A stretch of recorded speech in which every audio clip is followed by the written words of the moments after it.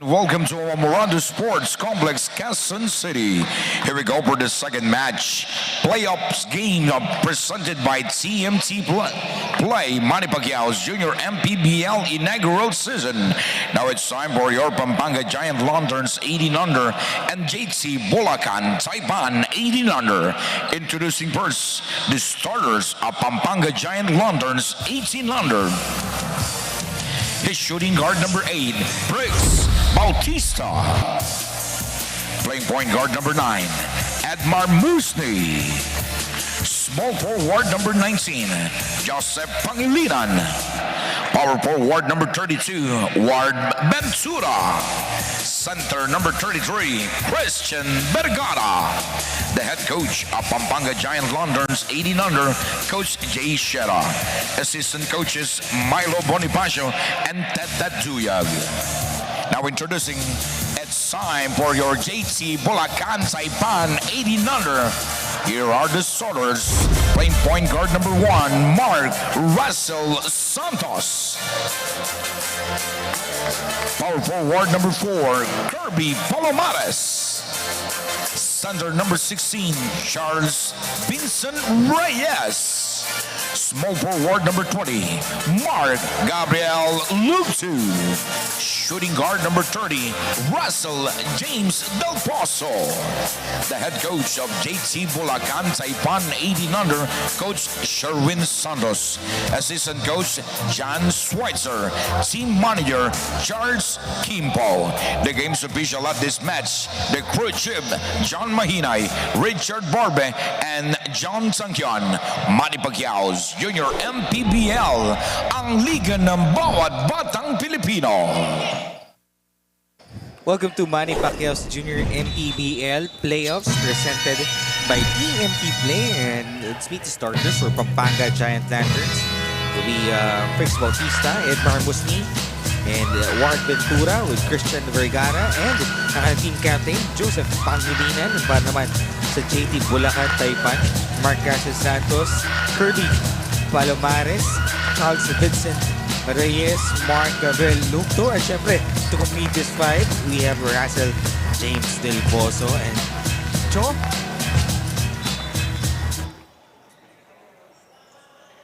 The number 1 team, Pampanga, and against the smaller Bulacan Taipan. So literally, against a giant team na Pampanga Giant Lanterns. Ano ba i-expect natin for both teams for this morning dito, Cho? For Pampanga, they finished 7-3. The elimination, 3rd place. Ito namang Bulacan finished 5-5, good for 6th place.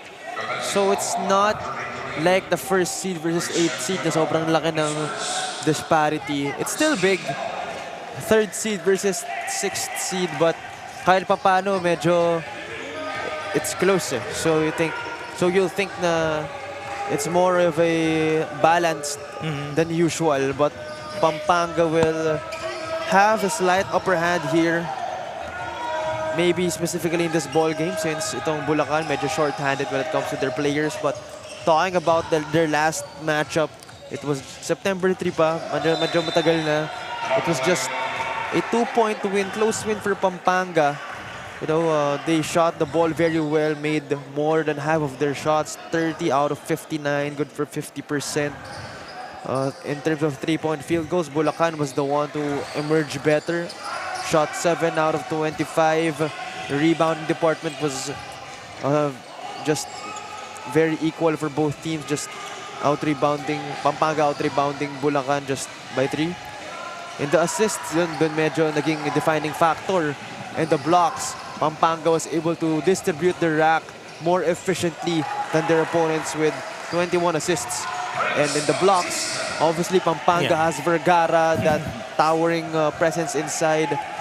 Nothing you could do, lalo na in the inside kapag ganyan yung nagbabantay ng interior. So again, we'll talk about the individual players more as the game goes by. But for now, Pampanga really had that last laugh. So hopefully ngayon makabawi yung Bulacan.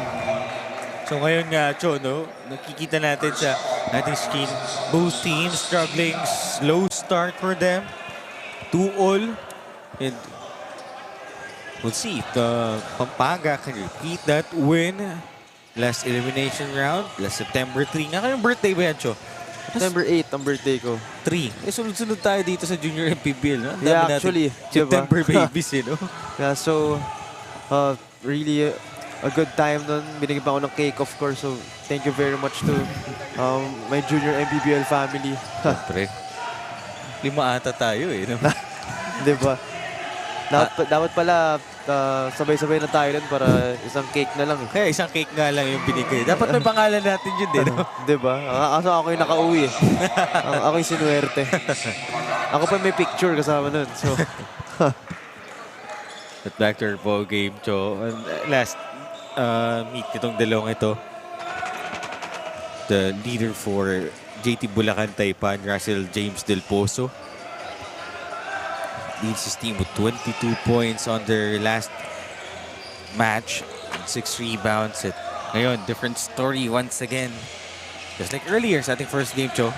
yeah, and since na-mention mo na nga, itong si Russell James Del Pozo, he is first in the team in scoring with 21, almost 22 points per game.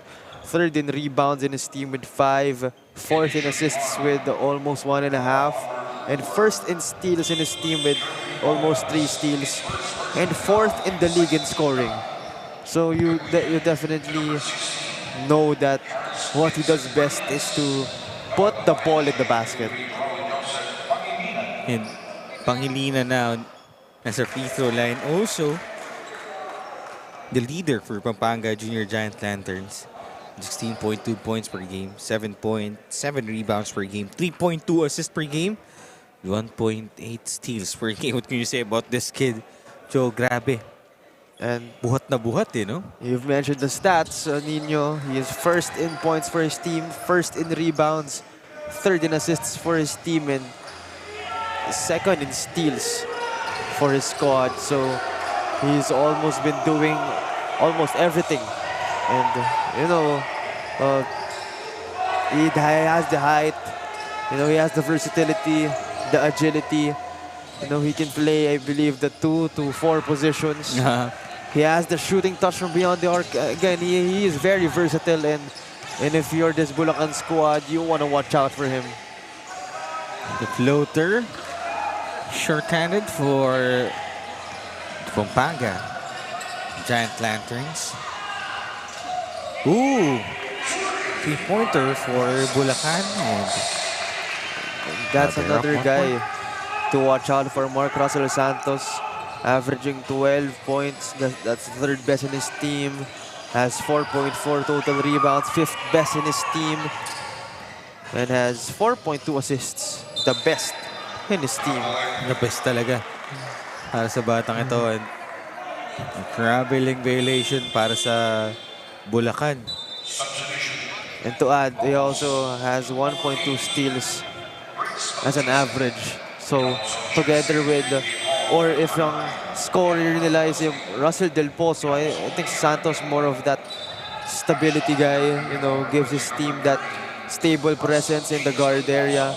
Not really that tall, you can visually see it, but he has that ball handling, that court vision that makes up for his lack of height. Kita mo naman yung average numbers nitong batang to. So, no, merong points, merong rebound, merong assist, merong steal. Di ganun kataas, pero pwede. Just like this, Pangilinan mula sa 3, balik sa kanila yung kalamangan, 7-5. And they foul for Bulacan. Or for Pampanga.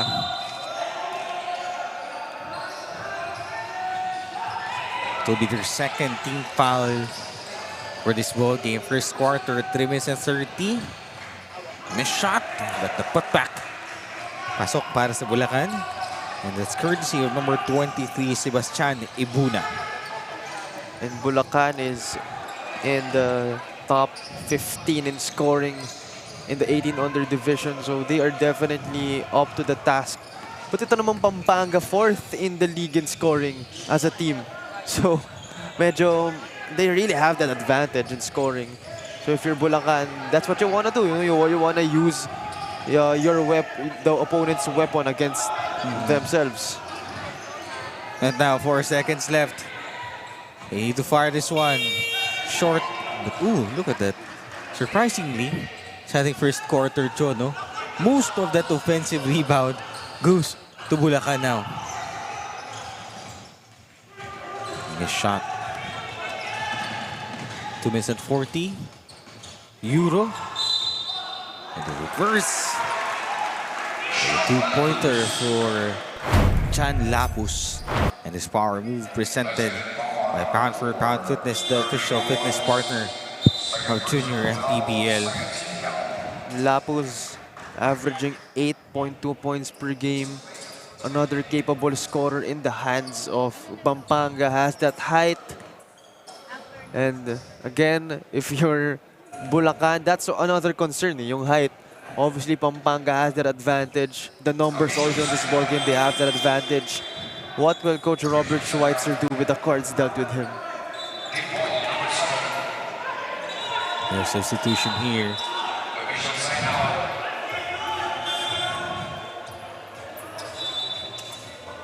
We have some officials timeout.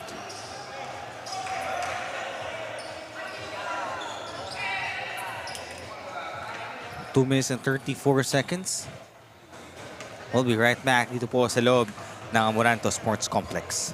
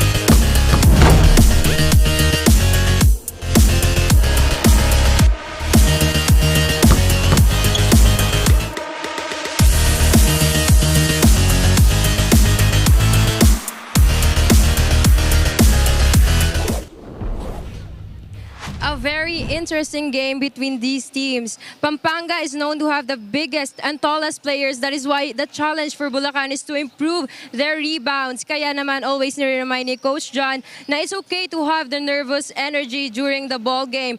Just embrace the physicality and aggressiveness while playing, and eventually the intimidation will fade off. For Pampanga naman, kahit nga malalaki ang mga bata nilang manlalaro, and that's their advantage, they will not focus solely on that but feed more on their mindset and push them to their limits. May pakita na hindi lang tangkad ang meron sila, talent at skills din. But before we move on mga kaliga, let's give thanks to our TMT Play for being our constant companion here in the Junior MPBL. Dahil pwedeng-pwede ka na ngang manalo at maglaro gamit lamang iyong phone anytime, anywhere. But gaming is for 21 years old and above only. Kaya keep it fun mga kaliga, game responsibly. Nino and Cho. Thank you so much, Abigail, and we are back here inside the Amoranto Sports Complex.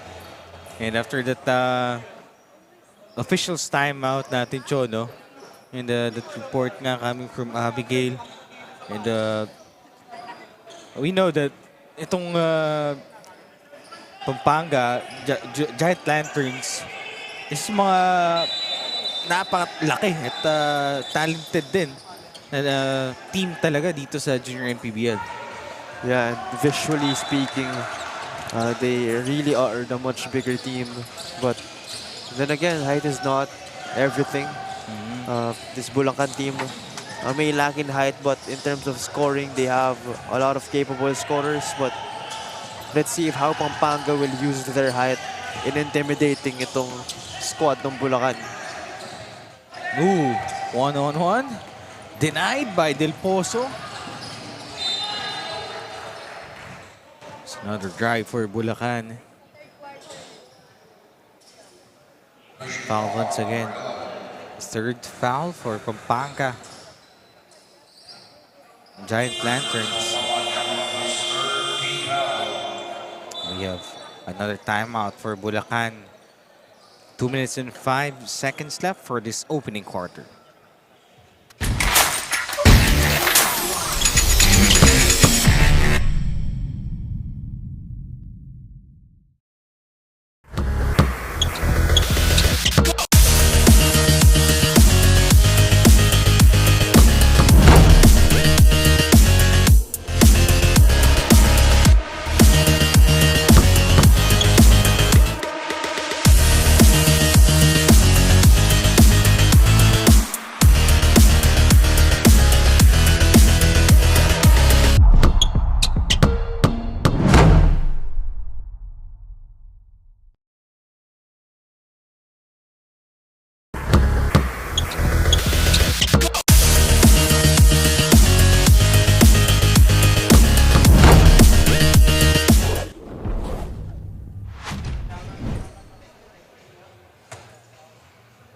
First free throw for Bulacan. Missing his first attempt. So Ashton John Novillo. 2 minutes and 5 seconds for the opening quarter. On now to 2 for Novillo. 10-8. Pampanga up 2 point. Panghilinan, the drive. Orto is right. Takbo ulit itong mga nakapula ngayon. 1 minute and 45. Should be 2 free throws for Sebastian Ibuna. And a pushing foul on John Lapus. Sobrang bagal nung pace na ating laro, no? But I think that will go in favor of Bulacan because, again, they don't have really a lot of players on their bench right now. Pampanga, kita natin punong-puno yung bench, and that's the last thing you want to do for Bulacan. You don't want to tire out your players. And they actually are alive in this ball game, so they're not struggling at all, at least in this first quarter. So it's looking good for them so far, but I believe if Pampanga finds the rhythm, specifically in the fast break, dun sila lalamang and dun sila magkakaroon ng chance para makalayo. Now, a minute to 32 seconds here. Almost a turnover for them. Recovered by Justin. And the drive, mintis pa rin. Ito si Panghilinan. Struggling dito for Pampanga. Dalusong. At ito yung sinasabi mo dito, Cho. Yung takbo nitong Pampanga Junior Giant Lanterns in transition. And they're up 3 points under a minute. Novillo will call for a screen. Goes inside. Vergara lost it. Patakbo ito mga nakaputi ngayon. Ooh, and one opportunity. And so Justin Rain, Dalusong again in transition. Running back to back. Going for that attack. And mukhang maraming gusto magpakilala in this one of or for Pampanga rather. And this power move presented to us by Pound for Pound Fitness, the official fitness partner of Junior MPBL. And it's not only one name that has been really on top in this Pampanga squad. You know, the scoring has been distributed. Pangilinan has 5, Bautista with 4, Lapus with 3, Dalusong got that and 1. So a lot of contributors for this Pampanga squad, and they are deep. You know, not only they are many.